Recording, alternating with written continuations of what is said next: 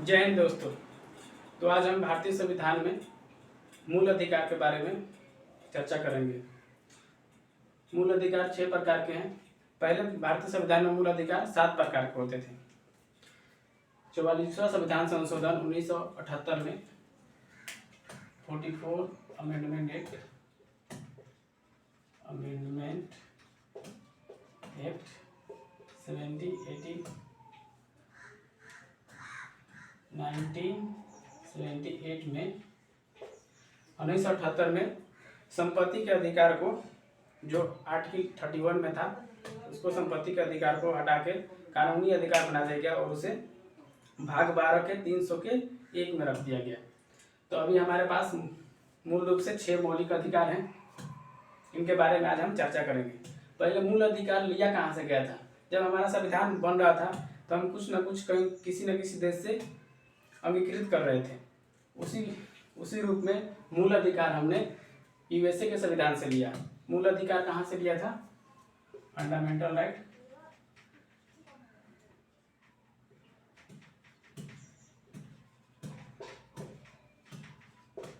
USA के संविधान से लिया था। अमेरिका के संविधान से हमने फंडामेंटल राइट लिया था और इसे अपने संविधान में भाग 3 में रखा था। इसके अंतर्गत कितने अनुच्छेद आते हैं? 12 से लेके 35। भाग 3 और 12 से लेके 35 अनुच्छेद आते हैं इसके अंतर्गत। पहले 7 मूल अधिकार थे हमारे पास। भारतीय नागरिक को पहले 7 मूल अधिकार दिया गया था। बाद में 44वां संविधान संशोधन 1978 में संपत्ति के अधिकार को मूल अधिकार के श्रेणी से हटाकर कानूनी अधिकार बना दिया गया और उसे भाग 12 के 300 के क में रखा गया, ए में रखा गया। तब हम एक एक चर्चा करेंगे। जैसे मूल अधिकार को भारतीय संविधान का मैग्ना कार्टा कहा जाता है। क्या कहा जाता है? मैग्ना कार्टा कहा जाता है, क्योंकि ये जो है कानूनी अधिकार प्रयोग करता है, ना कि व्यक्तिगत अधिकार। मूल अधिकारों से हमें कानूनी अधिकार प्रदान होता है, ना कि व्यक्तिगत अधिकार। तो हम एक चर्चा करेंगे। जैसे समता का अधिकार 14 से 18 में समता का अधिकार है। आर्टिकल 14 और 18, 14 से लेके 18, 14, 15, 16, 17 और 18, इनके बारे में देखेंगे। समता का अधिकार मतलब 14 में कहा गया है कि सबको समान, विधि के समक्ष सबको समान अधिकार मिलेगा। आर्टिकल 14 में कहा गया है विधि के समक्ष सबको समान अधिकार मिलेगा। 15 में कहा गया है, संविधान का आर्टिकल 15 में कहा गया है कि धर्म, जाति, नस्ल, लिंग भेद के आधार पर, जन्म के आधार पर किसी से भेदभाव नहीं किया जाएगा। आर्टिकल 16 में लोक नियोजन में, पब्लिक सेक्टर में सबको समान अधिकार मिलेगा। आर्टिकल 17 में छुआछूत का अंत किया गया है, अस्पृश्यता का अंत किया गया है। और आर्टिकल 18 में उपाधियों का अंत किया गया है। एक बार फिर देखते हैं। आर्टिकल 14 में विधि के समक्ष सबको समान अधिकार मिलेगा। 15 में धर्म, जाति, नस्ल, जन्म के आधार पर भेदभाव नहीं किया जाएगा। 16 में लोक नियोजन में सबको समान अधिकार मिलेगा। 17 में अस्पृश्यता का अंत किया गया है और 18 में उपाधियों का अंत किया गया है। सिर्फ देश की उपाधियां दिया जाएगा। विदेशी उपाधि प्रदान करने के लिए भारत सरकार अलाउ करे तभी मिलेगा। उसके बाद आते हैं स्वतंत्रता का अधिकार, राइट टू फ्रीडम। 19 से क्या है? 22 तक है। 19, 20, 21, 22। वाक एवं अभिव्यक्ति का अधिकार 19 में है कि हम शांतिपूर्ण तरीके से कुछ भी बोल सकते हैं, अपने विचार व्यक्त कर सकते हैं, सम्मेलन कर सकते हैं, संघ बना सकते हैं शांतिपूर्ण तरीके से। इसमें 19 में क्या है? वाक एवं अभिव्यक्ति का अधिकार है, जिसे हम सम्मेलन बना सकते हैं, शांतिपूर्ण तरीके से अपनी बात सरकार को आगे रख सकते हैं, संघ बना सकते हैं, किसी से अपना विचार विमर्श कर सकते हैं। ये हमें आर्टिकल 19 में दिया गया है। 20 में बहुत इंपॉर्टेंट है। 20 में है कि जब तक कोई दोषी सिद्ध नहीं हो जाता वो अपराधी नहीं है। आर्टिकल 20 कहता है, संविधान में आर्टिकल 20 कहता है कि जब तक कोई व्यक्ति दोष सिद्ध नहीं हो जाता, तब तक वो अपराधी नहीं है। आर्टिकल 21 और 21 के कम 21 में जीवन का अधिकार, व्यक्तिगत जीवन का अधिकार है, व्यक्तिगत अधिकार है, मानव निजता का अधिकार है। इसमें आजकल एग्जाम में पूछा है शादी का अधिकार किस आर्टिकल में आता है, तो आर्टिकल 21 में आता है शादी का अधिकार। शादी का अधिकार किस में आता है, आर्टिकल 21 में आता है। शादी का अधिकार, निजता का अधिकार, जीवन का अधिकार आर्टिकल 21 में आता है। आर्टिकल 21 के क में, आर्टिकल 21 के क में शिक्षा का अधिकार डाला गया है। 86 अमेंडमेंट एक्ट 2002 में 2002 में 86 अमेंडमेंट एक्ट 86वां संविधान संशोधन 2002 में शिक्षा के अधिकार, शिक्षा के बारे में बात कहा गया था नीति निषेध तत्वों में, उसको वहां से हटा के मूल अधिकार बनाया गया। शिक्षा का अधिकार को मूल अधिकार बनाया गया और उसको 21 के क में रखा गया।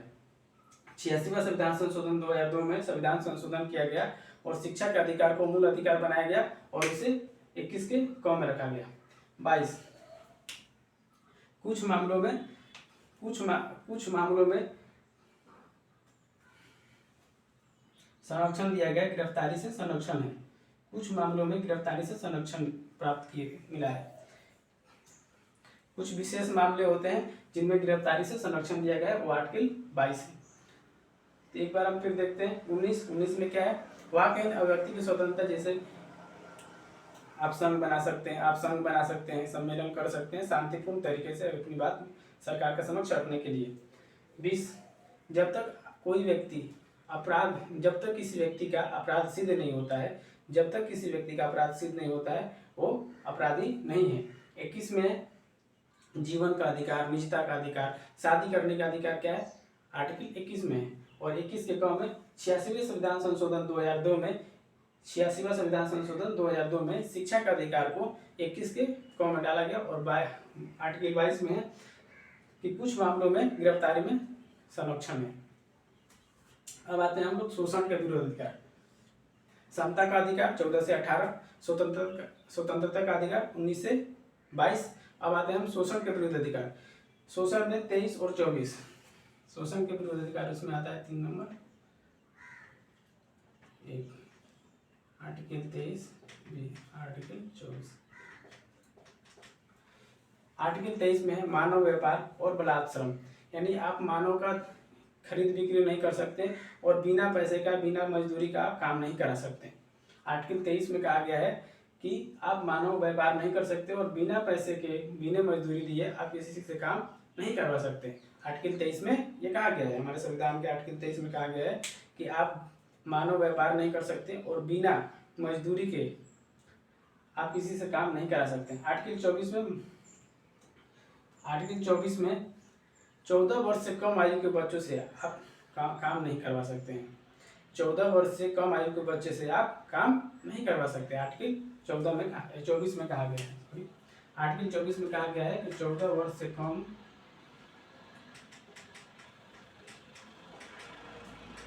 बच्चों से आप काम नहीं करवा सकते हैं। कंपनी में, कारखानों में काम नहीं करवा सकते। 14 वर्ष से कम उम्र के बच्चों से आप कंपनी, कारखानों में काम नहीं करवा सकते। ये आर्टिकल 14 में कहा गया है। अब आते हैं हम धर्म की स्वतंत्रता। संविधान में हर तरह की स्वतंत्रता के बारे में बताया गया है। उसमें हमें धार्मिक स्वतंत्रता भी दिया गया है। धर्म के बारे में स्वतंत्रता क्या दिया गया है उसको भी हम देखते हैं।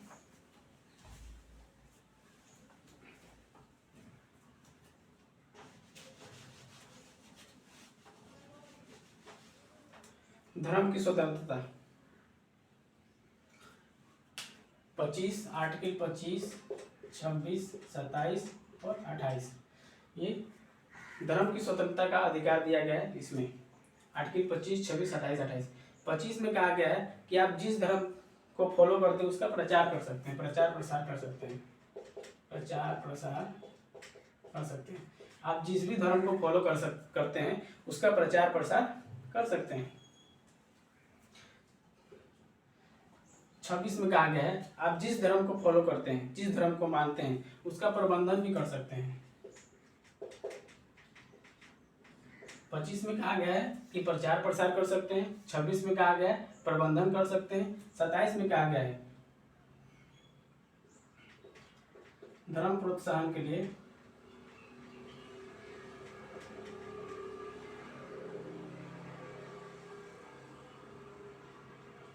कर में छूट। धर्म प्रोत्साहन में कर में छूट है। आर्टिकल 27 में कहा गया है कि धर्म प्रोत्साहन में कर में छूट है। क्या कहा गया है कि धर्म के प्रोत्साहन में कर में छूट है, यानी कोई किसी भी धर्म को विशेष रूप से कर नहीं थोपा जाएगा। सेम अगर कोई दूसरे धर्म पे कर लगता है तो इस दो अलग अलग धर्म है, अगर एक धर्म पे जितना कर लगता है उतना भी दूसरे धर्म पर लगेगा। तो धर्म प्रोत्साहन में कर में छूट है। धर्म प्रचार 25 में है प्रचार प्रसार कर सकते हैं आप, स्वतंत्रता दिया गया है आपको। 26 में आप उस धर्म का प्रबंधन कर सकते हैं। 27 में धर्म प्रोत्साहन में कर में छूट दिया गया है। और 28 में शैक्षिक संस्था में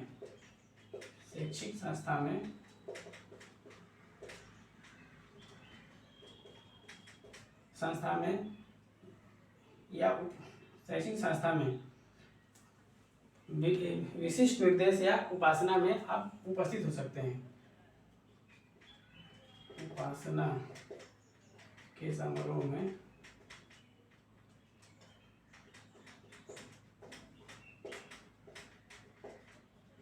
उपस्थित हो सकते हैं।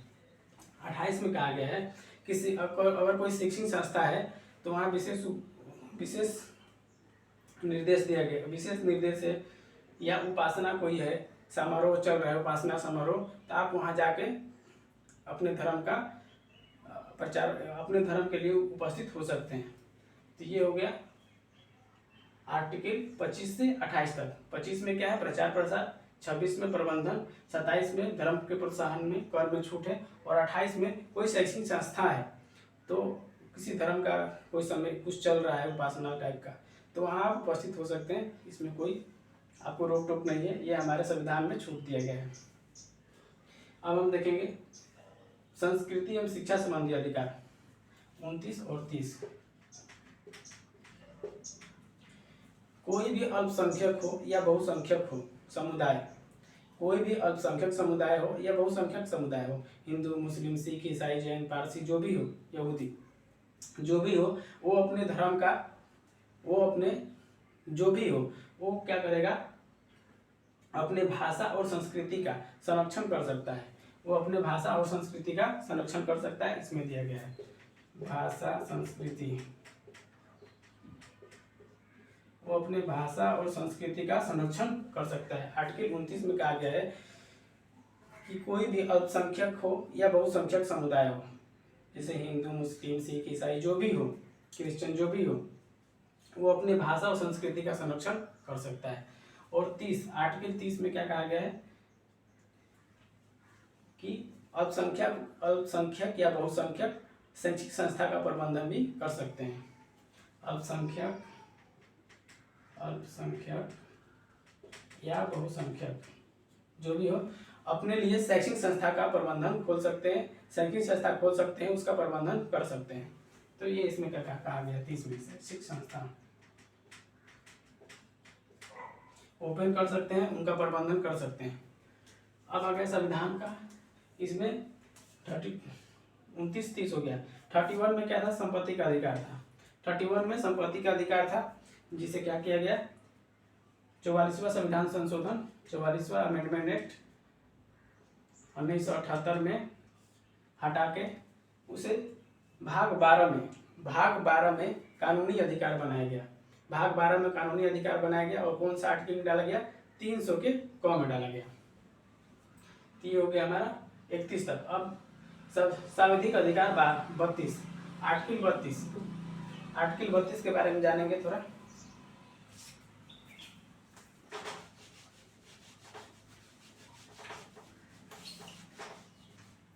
आर्टिकल 32 संविधान निर्माता डॉक्टर भीमराव अंबेडकर ने आर्टिकल 32 को संविधान का आत्मा कहा था। संविधान का आत्मा कहा था। आत्मा क्यों कहा था? क्योंकि आर्टिकल 32 सर्वोच्च न्यायालय को यह अधिकार देती है कि वो मूल अधिकारों की रक्षा करे। आर्टिकल 32 सर्वोच्च न्यायालय को यह अधिकार देती है कि वो मूल अधिकारों का रक्षा करे। और उच्च न्यायालय को आर्टिकल 226 के तहत उच्च न्यायालय को यह अधिकार देती है कि वो भी मूल अधिकार की रक्षा करे और मूल अधिकार से भी हटके वो अन्य मामलों की भी रक्षा कर सकता है। सर्वोच्च न्यायालय सुप्रीम कोर्ट आर्टिकल 32 के तहत केवल मूल अधिकार के लिए रीट जारी कर सकता है। रीट क्या होता है? जब मूल अधिकार का हनन होता है, उस समय जब मूल अधिकार का हनन होता है और वो केस सुप्रीम कोर्ट में जाता है तो सर्वोच्च न्यायालय के पास 5 रीट होते हैं। उसके हिसाब से वो रीट जारी करता है और उसे मूल अधिकार का हनन से बचाता है। सर्वोच्च न्यायालय में आर्टिकल 32 के तहत क्या करता है, जब किसी के मूल अधिकार का हनन होता है और सर्वोच्च न्यायालय में जाता है, सुप्रीम कोर्ट में जाता है, तो वो रीट जारी करता है और मूल अधिकारों का संरक्षण करता है। उसी तरह हाई कोर्ट में भी रीट जारी होता है। और ये आर्टिकल हाई कोर्ट में जो है आर्टिकल 226 के तहत रीट जारी किया जाता है। सर्वोच्च न्यायालय केवल मूल अधिकार के लिए रीट जारी करता है। सर्वोच्च न्यायालय केवल मूल अधिकार के लिए रीट जारी कर सकता है, लेकिन उच्च न्यायालय मूल अधिकार और अन्य मामलों के लिए भी रीट जारी कर सकता है। उच्च न्यायालय जो है मूल अधिकार और अन्य मामलों के लिए भी रीट जारी कर सकता है। सर्वोच्च न्यायालय जो है केवल मूल अधिकार के संरक्षण के लिए रीट जारी करता है और उच्च न्यायालय मूल अधिकार और अन्य मामलों के लिए भी रीट जारी कर सकता है। यह आर्टिकल 32 हो गया। आर्टिकल 33, 34 और 35। आर्टिकल 33 में क्या कहा गया है कि डिफेंस पर्सन, सशस्त्र बल, अर्धसैनिक बल, पुलिस, गुप्तचर, इनके लिए मूल अधिकारों का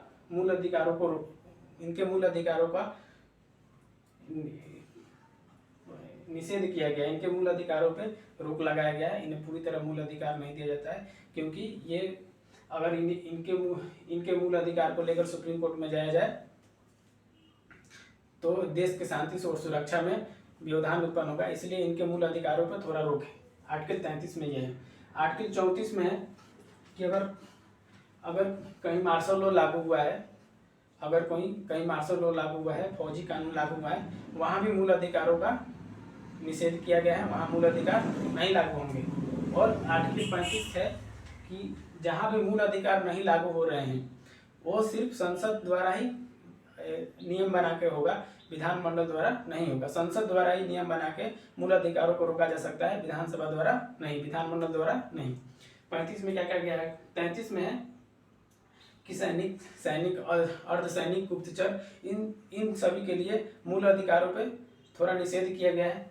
34 में अगर कहीं सैनिक नियम लागू है, फौजी लॉ लागू है, तो वहाँ मूल अधिकारों को रोका गया है। ये 34 में है। और 35 में है कि जहाँ भी मूल अधिकार को रोका गया है वहाँ कानून सिर्फ संसद बनाती है, ना कि विधानसभा बनाती है। तो ये हमारा मूल अधिकार था 12 से 35 तक। भाग 3 में आता है, यूएसए के संविधान से लिया गया है। कहाँ से लिया गया है? यूएसए के संविधान से लिया गया है। मूल संविधान में 7 थे हमारे पास मौलिक अधिकार, लेकिन अभी वर्तमान में 6 है। संपत्ति के अधिकार को 300 के क में, भाग 12 के 300 के क में डाला गया है और कानूनी अधिकार बना दिया गया है 44वां संविधान संशोधन 1978 में। और 86वां संविधान संशोधन 2002 में शिक्षा के अधिकार को मूल अधिकार बनाया गया और उसको 21 के ए में डाला गया, जो स्वतंत्रता का अधिकार है। 33 आर्टिकल 33, 34, 35 अधिकतर लोग नहीं पढ़ाते हैं। आर्टिकल 33 में कहा गया है कि सैनिक, अर्धसैनिक बल और गुप्तचर संस्था, उनके मूल अधिकारों पर थोड़ा निषेध किया गया है। 34 में कहा गया और कहीं मार्शल लॉ लगता है, फौजी कानून लगता है, तो वहाँ भी मूल अधिकार को निषेध किया जाता है। और 35 में कहा गया है कि जहाँ भी मूल अधिकारों को रोक लगाया गया है वहाँ कानून सिर्फ संसद द्वारा बनाया जाता है, ना कि विधानमंडल द्वारा। तो यह हमारा मूल अधिकार था पॉलिटी में, संविधान में मूल अधिकार था। तो आपको वीडियो कैसा लगा? जय हिंद।